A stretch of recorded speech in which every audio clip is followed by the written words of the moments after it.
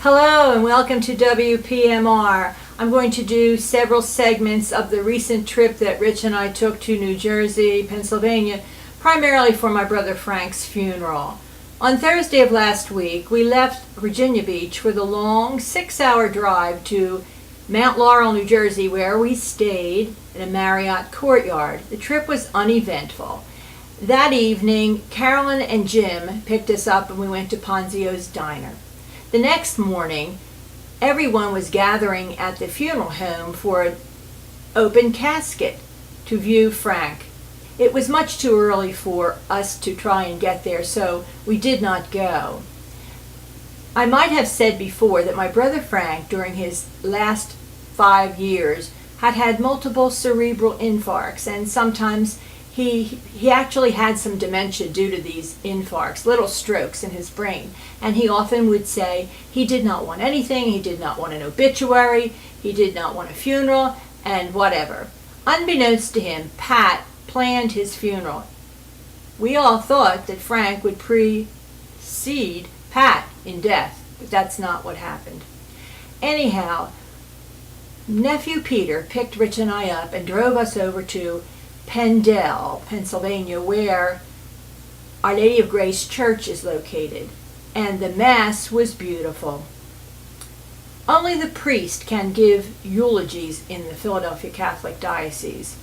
That isn't the way it is here in Virginia Beach, but it will probably be like that. I imagine that there have been several inappropriate comments made during some of these eulogies, so now only the priest does it.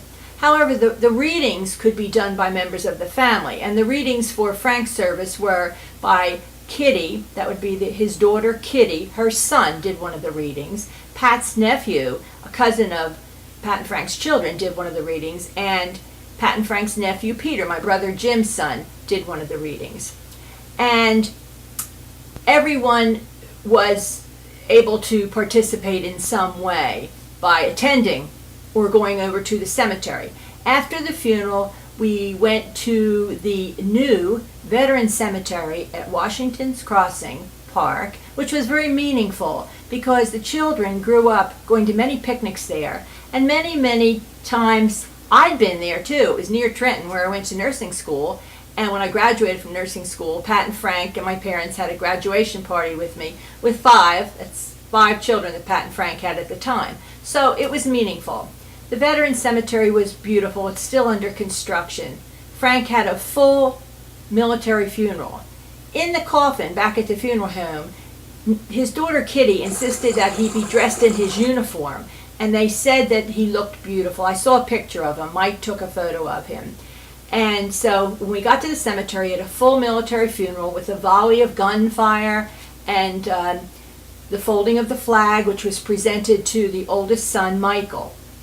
Now, the plan was to have Pat's cremains placed in the coffin with Frank, but that was not allowed during the military service. And there were many phone calls during the week. And finally, after the service, they were allowed to put the beautiful box, wrapped and prepared by Rosemary, with Pat's cremains placed into the coffin with Frank.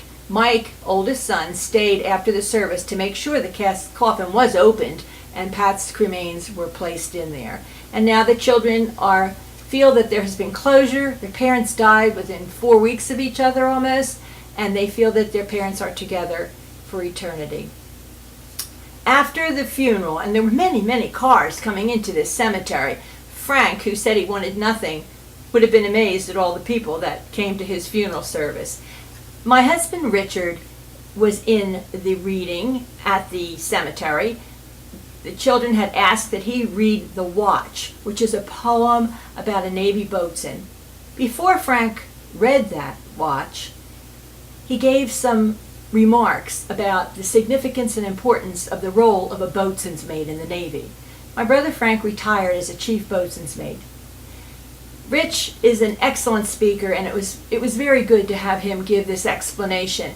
And just as he finished, a friend of the family piped Frank to eternal orders.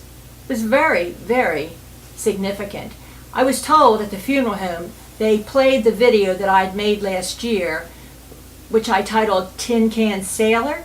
The reason for that being that destroyers are known as tin cans, and there's an organization for those that serve on them called the Tin Can Sailors. And Frank always talked about them, and he and Pat went to many of the reunions years later of the Tin Can Sailors.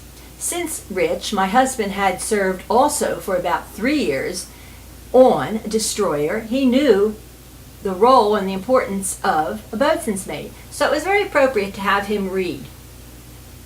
Afterward, we left there and we went to the restaurant Gabriella's for a gathering luncheon. Wonderful, everybody there. And from there, we went back to Kitty's house and continued to celebrate Frank's life. I'm going to end this here now, and tomorrow I will add some more things about the trip.